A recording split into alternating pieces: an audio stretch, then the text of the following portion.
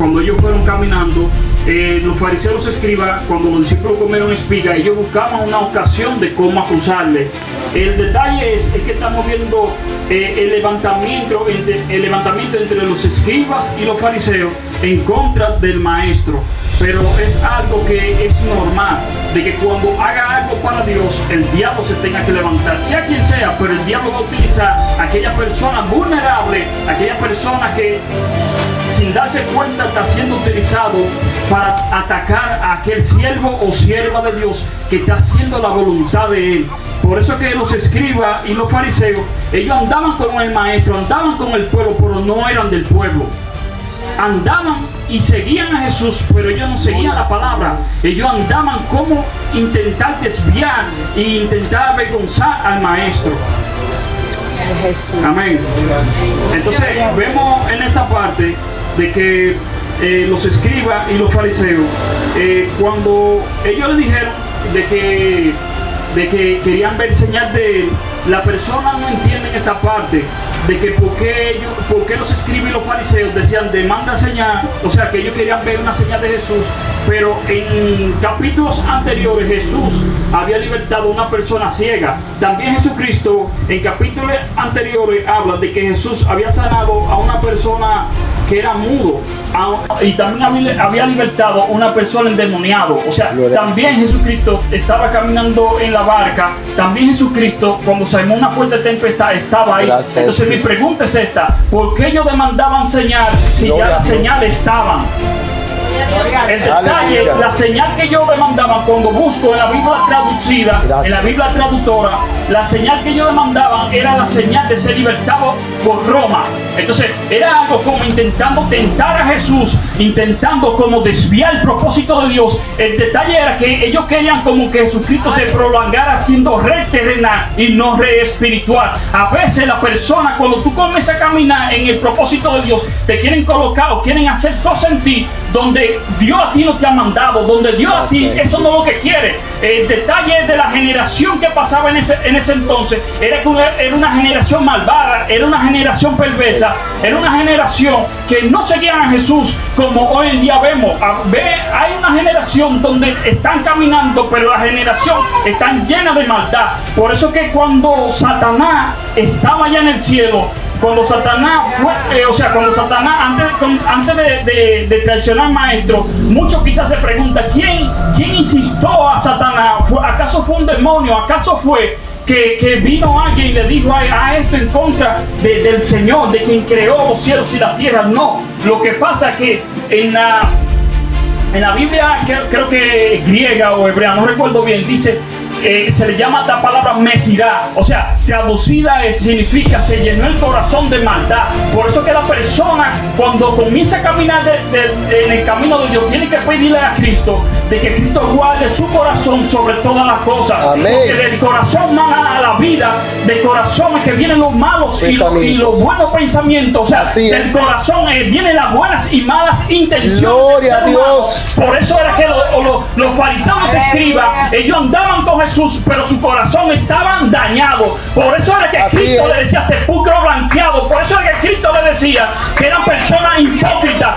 Hipócrita significa una persona que dice algo, pero su corazón es otro, su intención es otra cosa. Por eso es que cuando estaban estudiando la palabra ayer en el estudio bíblico, y aconsejo, yo mismo me voy a comenzar a unir más, aconsejo a todo el que participe, estuvo muy estupendo el estudio bíblico y se dice esta parte de lo que es el amor. Y tú sabes qué es lo que pasa cuando el corazón no existe el amor, existe el odio, existe la envidia, existe el rencor. Entonces al momento hay punto ahí en lo que significa la palabra amor. Por eso a veces nosotros malinterpretamos esta parte, pero si nos basamos en la Biblia, el mismo Pablo habló con respecto a esa parte. ¿Qué dijo? Si yo profetizo, o sea, y no tengo amor, ¿de qué me sirve? O sea, si yo, por ejemplo, predico, Dios me utiliza para sanar a una persona y no tengo amor, de nada me sirve. Pero más sin embargo, Pablo dijo esta parte: si vendiera todo lo que tuviera para darle de comer a los pobres y no tuviera amor, ¿de qué me sirve? Oh, gloria.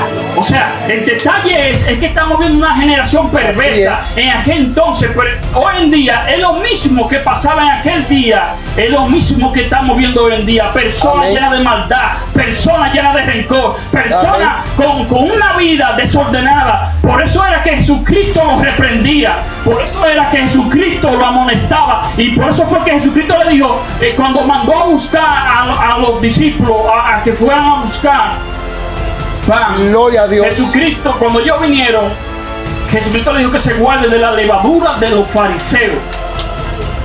Y ellos pensaban que le estaban diciendo del pan terrenal, y era de la palabra que ellos le daban.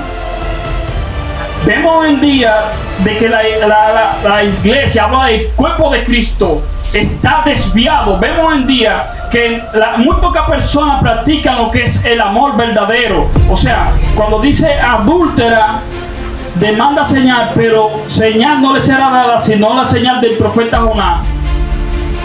Estamos viendo de que cuando dice adúltera, estamos viendo de que hay una iglesia que está caminando, pero no una iglesia que está caminando conforme al camino de Dios. Hay una iglesia que está siguiendo, pero no se sabe a quién que sigue, si es al hombre o es a Cristo. No se sabe si lo que ellos están haciendo es conforme a la voluntad de Dios. Por eso que Cristo le dijo a la iglesia de Pérgamo en Apocalipsis, o sea, en esa parte Juan le dijo, o sea, Cristo dijo esta parte de que gloria a Dios, sé que tiene muy poca fuerza.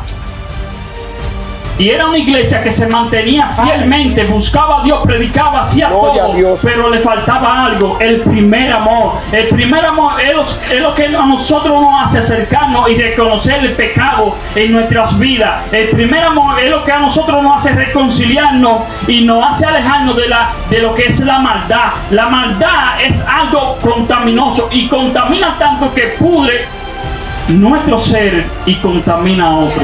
Denle aplauso a Cristo. Gloria a Dios. Aleluya. Bueno, más para abajo también habla de que como también estuvo Jonás en el vientre del pez, del gran pez, 3 días y 3 noches, así mismo va a ser el Hijo del Hombre. Esa parte sabemos de que así mismo aconteció.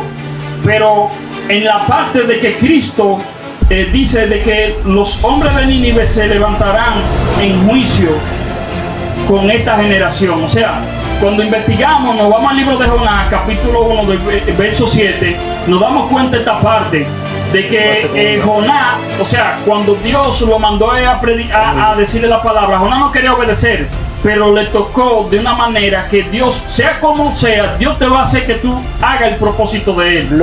Ahora, cuando Jonás fue allá y le dijo a ellos que se tenían que arrepentir, ellos se arrepintieron. Arrepentimiento viene del cambio de mentalidad. O sea, cuando Jonás fue, el pueblo se arrepintió por la palabra que Dios había dicho. Entonces, dice Jesús, los hombres de Nínive se levantarán en contra de esta generación, y así mismo los hombres de aquel entonces se van a levantar en contra de esta generación, porque nosotros vemos las señales, vemos las palabras, vemos las consecuencias, pero no accionamos. Nosotros caminamos en el camino, pero no caminamos conforme a Dios. Por eso fue que Moisés dijo esta parte, y a veces nosotros nos enfocamos en que Dios nos utiliza, en que Dios nos ha dado dones, prodigios y nos ha dado señales, pero no nos enfocamos en agradar a Cristo. Por eso fue que Moisés dijo esta parte, que me muestre tus caminos. O sea, da a entender que dice la palabra, al camino que el hombre le parece derecho, recto, pero su fin es fin de muerte. Dice la palabra que cuando gloria a Dios. Me pueden buscar en Lucas capítulo 6, verso 26. Cuando toda la persona hable bien de usted, tenga cuenta, pero cuando hablen mal mintiendo, gócese. Por el detalle es de que cuando usted anda caminando en el camino de Cristo, la bondad de Dios y la misericordia siempre estará juntamente con usted. Amén. ¿Lo tiene? Ajá. Ay de vosotros cuando todos los hombres hablen bien de vosotros, porque así hacían sus padres con los que eran falsos. Entonces, el detalle es que nosotros vemos una generación donde lo que busca proyectar en agradar a los hombres. En verdad, el ser humano, tanto como yo, como el que está al frente, ha fallado. Yo mismo también he fallado cada rato. Entonces, el detalle es reconocer y apartarse. Pero aquí vemos de que hay personas que caminan en el camino y lo que buscan es aplauso de hombre. Y no buscan la consagración de Dios, no buscan la permanencia de Cristo. Por eso que nosotros vivimos una generación tan contaminada, vivimos una generación, esto da pena, esto da tristeza. ¿Cómo está el pueblo? ¿Cómo está la sociedad? ¿Cómo está el cristiano de hoy en día? ¿Cómo está la persona hoy en día? En verdad uno falla, en verdad uno tiene poca fuerza, en verdad uno tiene mucha lucha, pero el detalle es humillarse ante Cristo y reconocer que usted está mal y reconocer que usted necesita de Dios y entender que Cristo es su único Salvador. Por eso que cuando salgo a la calle predico la palabra de Cristo, cristocéntrico. ¿Sabes por qué predico así? Porque es el mensaje que cambia. Y así mismo uno con ese mensaje de allá hasta acá, predicándole el evangelio de Cristo, para que la persona pueda entender eso, de que Cristo es el único que puede cambiar a la persona. Jesucristo, el mismo Cristo de ayer, es el mismo Cristo de hoy. El mismo Cristo que estuvo en la antigüedad, es el mismo Cristo que liberta a la persona. Por eso que la persona tiene que entender eso, de que la maldad que hoy en día abunda, también dice la palabra que es... donde abunda el pecado, sobreabunda la gracia de Dios. Pero vemos que la generación perversa, vemos una generación perversa que demanda señal. ¿Sabe cuáles son las señales? Que hacen igual como hicieron Saúl. Hónrame delante del pueblo, y no se humillan y no van y piden perdón. Prefieren más que ser reconocido delante de los hombres que ser reconocido delante de Dios. Amén. Piden honra, piden gloria, pero no se humillan ni tampoco se arrepienten. Así es. Por eso entiendo y entendí que antes de predicar debía de pedir perdón. Gloria a Dios. Porque entiendo de que si el mensaje debe de llegar realmente, predicado por el ejemplo. Entonces, cuando pasa eso, los fariseos y los escribas, ellos buscaban otra forma como intentar agobiar o intentar contradecir al maestro. Entonces aquí vemos de que la palabra de Dios está escrita, pero no está escrita de más, sino es para darle una enseñanza a cada uno de nosotros, para intentar ayudarnos en cómo poder caminar en este camino. Aquí dice la palabra que no hay algo debajo del sol que ya no haya sucedido. Lo dije en una palabra dominicana, no recuerdo bien el texto. No hay nada nuevo debajo del sol, ni que algo fue si ya no había sucedido. Entonces damos a entender que si usted consigue todo aquí en la tierra, hubieron otros y hay otros que lo han conseguido primero que tú. Entiendo que el camino angosto es sufrido, el camino angosto también lleva a tropiezo, el camino angosto también lleva a desespero, el camino angosto también lleva a la persona, dice la palabra que nosotros si vamos a estar en tribulación y en perseguimiento, o sea, si nosotros vamos a estar siendo perseguidos y atribulados, esa es la palabra, uno debe de permanecer y gozarse en Dios. Amén. Y esa es la parte. Gracias, y lo que Jesús. Dios me ha permitido. Dios no me ha permitido más.